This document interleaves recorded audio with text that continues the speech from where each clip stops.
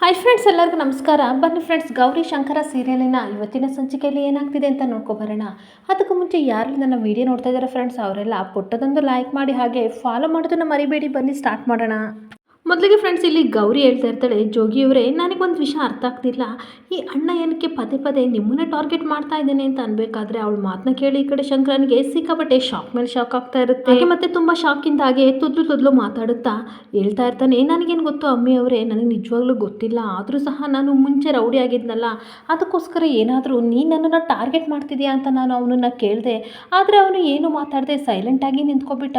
ಅದು ಉತ್ತರನೋ ಅಥವಾ ಪ್ರಶ್ನೆನೋ ನನಗೆ ಒಂದು ಗೊತ್ತಾಗಲಿಲ್ಲ. ನಾನು ಸುಮ್ಮನಾಗ್ಬಿಟ್ಟೆ ಅಂತ ಹೇಳ್ತಾ ಇರ್ತಾನೆ. ಹಾಗೆ ಮತ್ತೆ ಹೇಳ್ತಾ ಇರ್ತಾನೆ, ನನಗೇನೋ ಅನಿಸುತ್ತೆ ಅಮ್ಮಿ ಅವರೇ, ನಾನಿವಾಗ ಸೈಲೆಂಟ್ ಆಗಿದ್ದೀನಿ.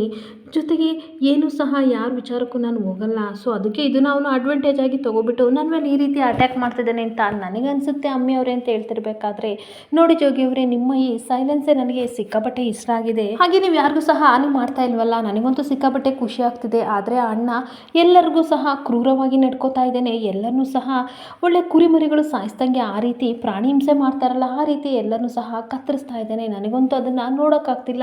ತುಂಬ ದ್ವೇಷ ಬರ್ತಿದೆ, ಅವನನ್ನು ತುಂಬ ದ್ವೇಷ ಮಾಡಬೇಕು ಅಂತ ನನಗನ್ನಿಸ್ತಿದೆ ಅಂತ ಅಂದಾಗ ಅವಳ ಮಾತನ್ನ ಕೇಳಿ ಸಿಕ್ಕಾಪಟ್ಟೆ ಬೇಜಾರಿಂದ ಗೌರಿ ಮುಖನ ಮತ್ತೆ ನೋಡ್ತಾ ಇರ್ತಾನೆ. ಹಾಗೆ ಮನುಷ್ಯತ್ವಕ್ಕೆ ಬೆಲೆನೇ ಇಲ್ಲ. ಅವನು ಎಲ್ಲ ಮನುಷ್ಯರುಗಳನ್ನು ಸಾಯಿಸ್ತಾ ಬರ್ತಾ ಇದ್ದಾನೆ. ಅವನನ್ನು ನೋಡ್ತಾ ಇದ್ರೆ ನನಗೆ ತುಂಬ ಬೇಜಾರಾಗುತ್ತೆ. ಹಾಗೆ ಒಂದು ಯುದ್ಧನೇ ಸೃಷ್ಟಿ ಮಾಡ್ಬೋದು. ಜೊತೆಗೆ ಧರ್ಮನ ಪಟ್ಟ ಬೇರೆ ಹೊತ್ಕೊಂಡಿದ್ದಾನೆ. ಕುರುಕ್ಷೇತ್ರ ನಡೆದಿದ್ದೆ ಧರ್ಮಕ್ಕೋಸ್ಕರ. ಆದರೆ ಕುರುಕ್ಷೇತ್ರ ನಡೀತಿರ್ಬೇಕಾದ್ರೆ ಎಲ್ಲರೂ ಸಹ ಕಣ್ಣಿಗೆ ಪಟ್ಟಿನ ಕಟ್ಕೊಂಡು ಹೋರಾಡಲಿಲ್ಲ, ಕಣ್ಣೆದುರು ಎಲ್ಲ ಹೋರಾಡ್ತಿದ್ರು. ಆದರೆ ಇವನೇನು ಮಾಡ್ತಿದ್ದಾನೆ, ಕಣ್ಣಿಗೆ ಬಟ್ಟೆ ಕಟ್ಕೊಂಡು ಯಾರಿಗೂ ಕಾಣದ ರೀತಿ ಹೋರಾಡ್ತಿದ್ದಾನೆ. ಇವನನ್ನ ನಾನು ಈ ಜನ್ಮದಲ್ಲಿ ಯಾವತ್ತೂ ಕ್ಷಮಿಸ ಅಂತ ಹೇಳ್ತಾ ಇದ್ರೆ ಶಂಕರ ಹೇಳ್ತಾ ಇರ್ತಾನೆ, ಅಲ್ಲ ಅಮ್ಮಿ ಅವರೇ, ಅವ್ನು ಮಾಡ್ತಿರೋದು ಒಳ್ಳೆ ಕೆಲಸ ಅಲ್ವಾ?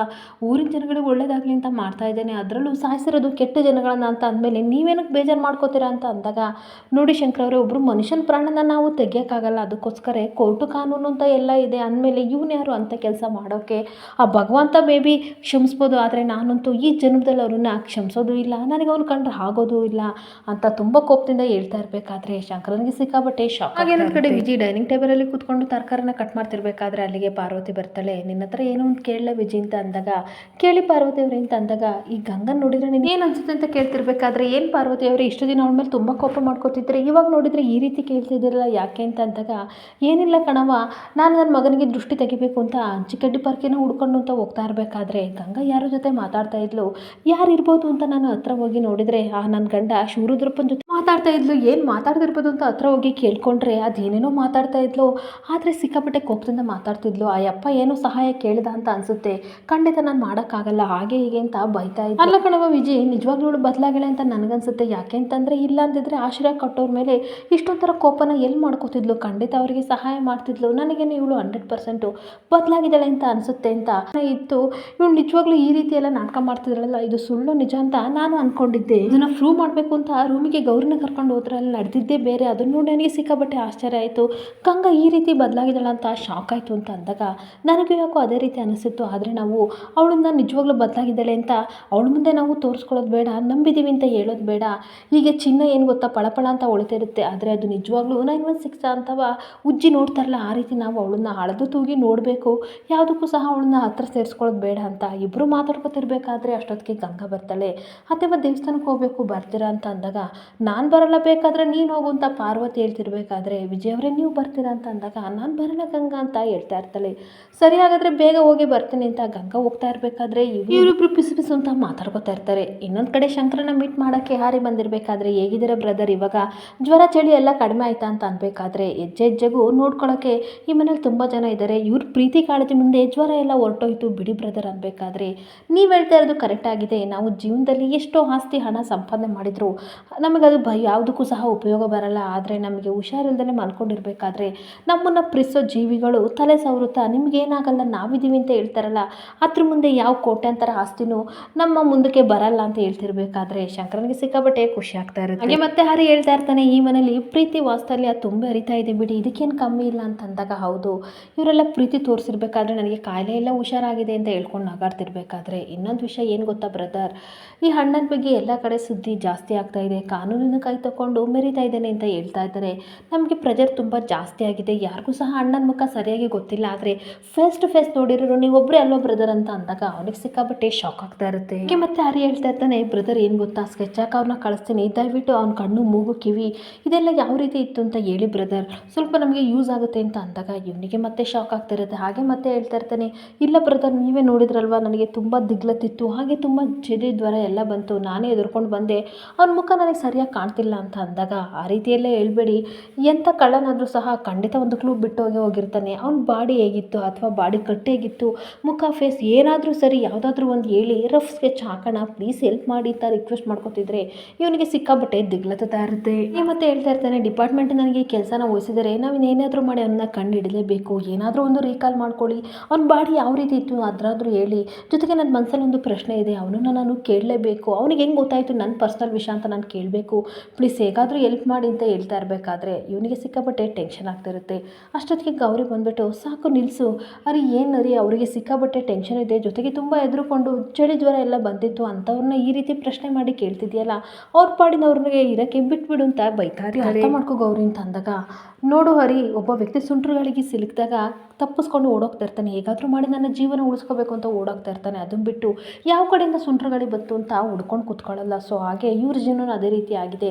ಆ ಅಣ್ಣನ ನೋಡಿ ತುಂಬ ಹೆದರ್ಕೊಂಡಿದ್ದಾರೆ, ಅಂಥವ್ರನ್ನ ಏನಕ್ಕೆ ಕ್ವಶನ್ ಮೇಲೆ ಕ್ವಶನ್ ಕೇಳ್ತಿದ್ಯಾ, ಅವ್ರಿಗೆ ಟೈಮ್ ಕೊಡು ಅಂತ ಅನ್ಬೇಕಾದ್ರೆ, ಸಾರಿ ಗೌರಿ ನಾನು ಬೇಕು ಅಂತ ಈ ಕೆಲಸನ ಮಾಡಲಿಲ್ಲ, ನನ್ನ ಪ್ರಶ್ನೆಗೆ ಎಲ್ಲಿ ಉತ್ತರ ಸಿಗಲ್ವೋ ಅಂತ ಭಯದಿಂದ ನಾನು ಈ ರೀತಿ ಕೇಳಿದೆ, ಹಾಗೆ ನಾನು ಬ್ರದರ್ನ ತುಂಬ ಫೋರ್ಸ್ ಮಾಡಿದೆ, ರಿಯಲಿ ಸಾರಿ ಅಂತ ಹೇಳ್ತಾ ಇರ್ತಾನೆ. ಹಾಗೆ ಮತ್ತೆ ಹರಿ ಸಾರಿ ಅಂತ ಕೇಳಿಬಿಟ್ಟು ಸರಿ ನೆಕ್ಸ್ಟ್ ಸಿಗೋಣ ಬಾಯ್ ಅಂತ ಹೇಳಿ ಹೋಗ್ತಿರ್ಬೇಕಾದ್ರೆ, ನೋಡಿ ಜಗ್ಗಿವ್ರೆ ನೀವು ತಲೆ ಕೆಡಿಸ್ಕೋಬೇಡಿ ರೆಸ್ಟ್ ಮಾಡಿ ಅಂತ ಗೌರಿ ಹೇಳಿ ಹೋಗ್ತಾ ಇದ್ರೆ, ಶಂಕರ ತನ್ನ ಮನಸ್ಸಲ್ಲಿ ಯೋಚನೆ ಮಾಡ್ತಾ ಇರ್ತಾನೆ, ನನ್ನ ಬಗ್ಗೆ ಇಷ್ಟು ಕಾಳಜಿ ಇರೋ ನಿಮಗೆ ನನ್ನ ವಿಷಯ ಎಲ್ಲ ಮುಚ್ಚಿಟ್ಬಿಟ್ಟು ದೊಡ್ಡ ತಪ್ಪು ಮಾಡ್ತಾ ಇದ್ದೀನಿ, ಆದರೂ ಸಹ ನನ್ನನ್ನು ದಯವಿಟ್ಟು ಕ್ಷಮಿಸಿ ಅಂತ ಮನಸ್ಸಲ್ಲೇ ಕ್ಷಮೆ ಕೇಳ್ತಾ ಇರ್ತಾನೆ. ಹಾಗೆ ಇನ್ನೊಂದು ಕಡೆ ಶಿವರುದ್ರಪ್ಪನ ಹತ್ರ ರುದ್ರ ಕೇಳ್ತಾ ಇರ್ತಾನೆ, ಅಲ್ಲ ಅಪ್ಪ ಈ ಲಾಯರಿ ಮೇಡಮ್ ಇನ್ನೂ ಬಂದಿಲ್ಲ, ಬರ್ತೀನಿ ಅಂತ ಹೇಳಿದವರು ಕೈಗೆ ಕೊಟ್ಬಿಟ್ರೆ ಹೆಂಗೆ, ನೆನ್ನೆ ನೋಡಿದ್ರೆ ಅಮ್ಮ ಸಿಕ್ಕಾಬಟ್ಟೆ ಬೈತಾ ಇದ್ಲು, ಬೈತಾಳೋ ಆಗೋ ಬರ್ತಾಳೋ ನನಗಂತೂ ಗೊತ್ತಿಲ್ಲ, ನಾವು ಹೊರಗಡೆ ಹೋದರೆ ಜನ ಕಲ್ತಾಂಡು ಹೊಡಿತಾರೆ, ಏನು ಮಾಡೋದಪ್ಪಯ್ಯ ಅಂತ ಅಂದಾಗ, ನನಗೆ ಟೆನ್ಷನ್ ಇಲ್ಲ, ನೀನು ಯಾಕೆ ಟೆನ್ಷನ್ ಮಾಡ್ಕೋತೀಯ, ಸುಮ್ಮನಿರಲ್ಲ, ಗಂಗವ್ವ ಬರ್ತೀನಿ ಅಂತ ಹೇಳಿದ್ಮೇಲೆ ಖಂಡಿತ ಬರ್ತಾಳೆ, ವೆಯ್ಟ್ ಮಾಡು ಅಂತ ಅಂದಾಗ, ಸುಮ್ಮನಿರಪ್ಪಯ್ಯ ತಾಳ್ಮೆ ಎಲ್ಲಿಂದ ಬರುತ್ತೋ ನಿನಗೇನು ಗೊತ್ತಾಗಲ್ವಾ, ನನಗಂತೂ ಸಿಕ್ಕಾಪಟ್ಟೆ ಟೆನ್ಷನ್ ಐತೆ, ಆ ಅಮ್ಮ ನಮ್ಮ ಕಡೆ ಇದ್ದೋಳು ಅಥವಾ ಉಲ್ಟಾ ಹೊಡಿತಿದ್ದೋಳು ಒಂದು ಗೊತ್ತಿಲ್ಲ,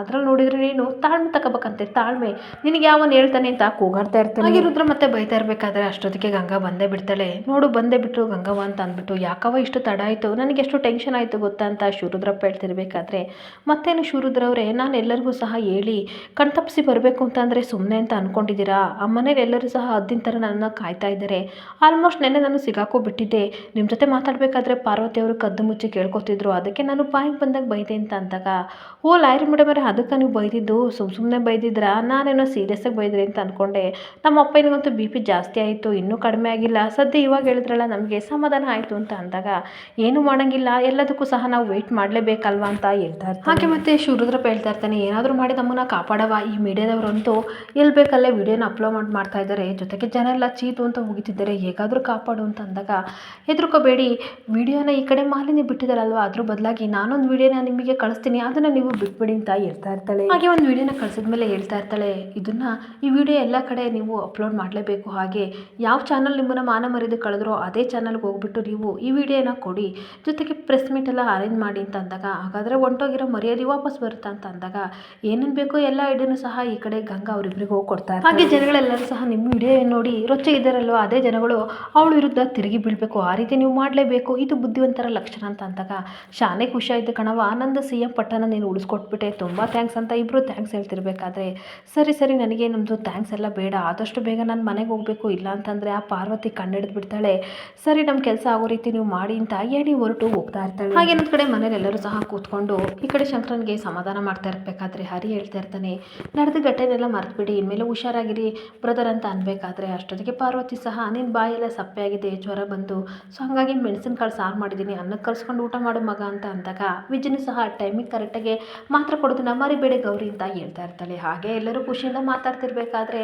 ದೇವಸ್ಥಾನಕ್ಕೆ ಹೋಗ್ಬಿಟ್ಟು ಬಂದೆ ಅಂತ ಗಂಗಾ ನಾಟಕ ಮಾಡ್ಕೊಂಡು ಬಂದುಬಿಟ್ಟು, ಶಂಕರವ್ರ ಹೆಸರಲ್ಲಿ ಅರ್ಚನೆ ಮಾಡಿಸ್ಕೊ ಬಂದೆ, ಈ ಕುಂಕುಮ ತಗೊಳ್ಳಿ ಅಂತ ಅಂದಾಗ, ನನ್ನ ಮಗನ ಹೆಸರು ಹೇಳ್ಕೊಂಡು ಅರ್ಚನೆ ಮಾಡಿಸಿದೆಯಲ್ಲ ಅದಕ್ಕೋಸ್ಕರ ಕುಂಕುಮ ತಗೋತೀನಿ ಅಂತ ತಗೋತಾರೆ. ಎಲ್ಲರಿಗೂ ಕೊಟ್ಬಿಟ್ಟು ಬಂದು ಶಂಕರ ಹತ್ರ ಬಂದುಬಿಟ್ಟು, ಶಂಕರವ್ರೆ ಕುಂಕುಮ ತಗೊಳ್ಳಿ ಅಂತ ಹೇಳ್ತಾ ಇರಬೇಕಾದ್ರೆ, ಶಂಕರ ಸಿಕ್ಕಾಬಟ್ಟೆ ಕೋಪ ಮಾಡಿಕೊಂಡು ಕಣ್ಣಲ್ಲೇ ಗಂಗನ ಗುರಾಯಿಸ್ತಿರ್ಬೇಕಾದ್ರೆ ಅವಳು ಸಿಕ್ಕಾಬಟ್ಟೆ ಎದುರ್ಕೋತಾ ಇರ್ತಾಳೆ. ತನ್ನ ಪಡಿಗೆ ತಾನೇ ಎದ್ದೋಗ್ತಿರ್ಬೇಕಾದ್ರೆ ಶಂಕರ ಶಂಕರ್ ಅವರೇ ಒಂದು ನಿಮಿಷ ನಿಂತ್ಕೊಳ್ಳಿ ಅಂತ ಗೌರಿ ಹೇಳ್ತಾ ಇರ್ತಾಳೆ. ಇನ್ನೊಂದು ಕಡೆ ಟಿ ವಿ ಆನ್ ಮಾಡಿ D C Malini TV ನೋಡೋಕ್ಕೆ ಅಂತ ಹೋಗ್ತಾ ಇರಬೇಕಾದ್ರೆ ನ್ಯೂಸ್ ಚಾನಲ್ ಅವರು ಹೇಳ್ತಾ ಇರ್ತಾರೆ, ರಾಜ್ಯದಲ್ಲೇ ಒಂದು ನ್ಯೂಸು ಸಂಚಲನ ಮೂಡಿತ್ತು, ಆದರೆ ಅದೆಲ್ಲ ಫೇಕ್ ಅಂತ ಸ್ವತಃ ಶಿವರುದ್ರಪ್ಪರೇ ಬಂದು ಹೇಳ್ತಾ ಇದ್ದಾರೆ, ಬನ್ನಿ ನಾವು ಕೇಳೋಣ ಅಂತ ಅಂದಾಗ ಈ ಕಡೆ ತುಂಬ ಶಾಕಿಂದ ಡಿ ಸಿ ಟಿ ವಿನ ನೋಡ್ತಾ ಇರ್ತಾರೆ. ನ್ಯೂಸ್ ಚಾನಲ್ ಅವರು ಹೇಳಿ ಸಾಹೇಬ್ರೆ ಏನಾಯಿತು, ನಡೆದ ಘಟನೆ ಹೇಳಿ ಅಂತ ಅನ್ಬೇಕಾದ್ರೆ, ನಮಸ್ಕಾರ ನಾಡಿನ ಜನತೆಗಳಿಗೆಲ್ಲ ನಮಸ್ಕಾರ. ಈಗಿನ ಕಾಲ ಹೆಂಗಾಗಿದೆ ಅಂತಂದರೆ ಸತ್ಯ ಏನೇ ಇದ್ರೂ ಸಹ ಸುಳ್ಳು ಮಾತ್ರ ಊರು ತುಂಬ ಸುತ್ತಾಡ್ಕೊ ಬಂದಿದೆ, ಆ ರೀತಿ ಆಗಿದೆ ನಮ್ಮ ಪ್ರಪಂಚ.